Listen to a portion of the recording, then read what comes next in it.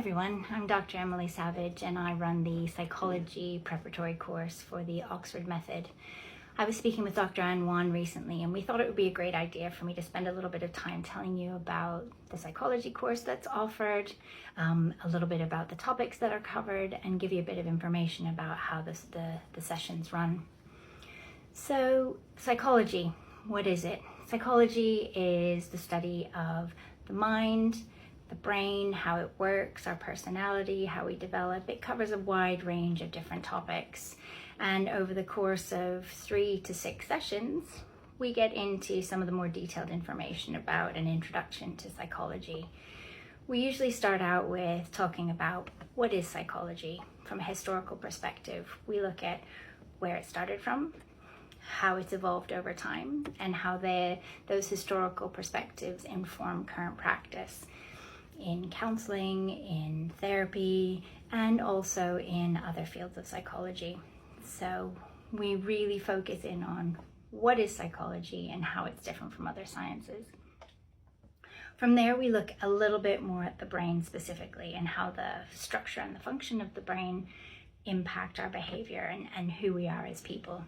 So we look at different functions, how our mental processes evolve over time, our sensations, our perceptions, and we look at a historical perspective of how people learnt about the brain over time and how it applies to current day.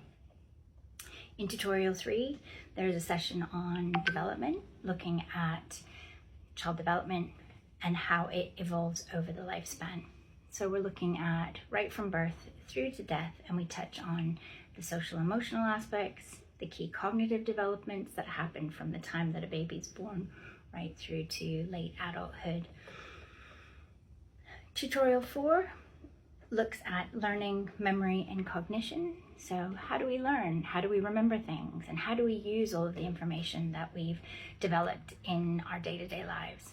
So we think about different aspects of learning and different approaches to learning, how we acquire our memories, what happens in the brain when we experience something, how does it actually go into longer term memory storage, and how do we extract that back and recall it when we need it.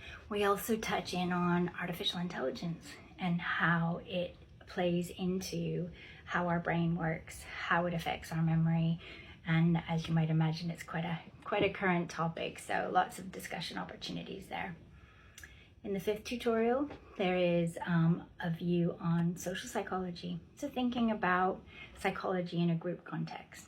So while psychology is often thought about as an individual construct or subject, it's really important as well to think about how individuals interact and how a society and social groups as a whole can have an impact on how we behave, how we interact with others, and the influences that it has as we're growing and developing and across our day-to-day. And then finally, in the 6th tutorial, there's a discussion around psychopathology and clinical psychology in a little bit more detail. So thinking around what happens when things don't go quite right. How do we think about different clinical conditions, the mild ones, the moderate ones, the more severe? And then we think about different approaches, both in the UK and other parts of the world, about how those conditions and clinical aspects are treated therapeutically. So there's lots of different aspects to psychology that can be covered across the different tutorials. The other nice thing about having a one-on-one opportunity to learn and get into the content and the material means that there's opportunity to modify and focus a little bit more on details that might interest you as the learner. Along the way, over the course of the different tutorials, be it 3 sessions or 6 sessions, you're always getting regular feedback. So I'm at the end of an email. I can always answer any questions that you have along the way. There's also regular feedback with progress reports periodically throughout the course.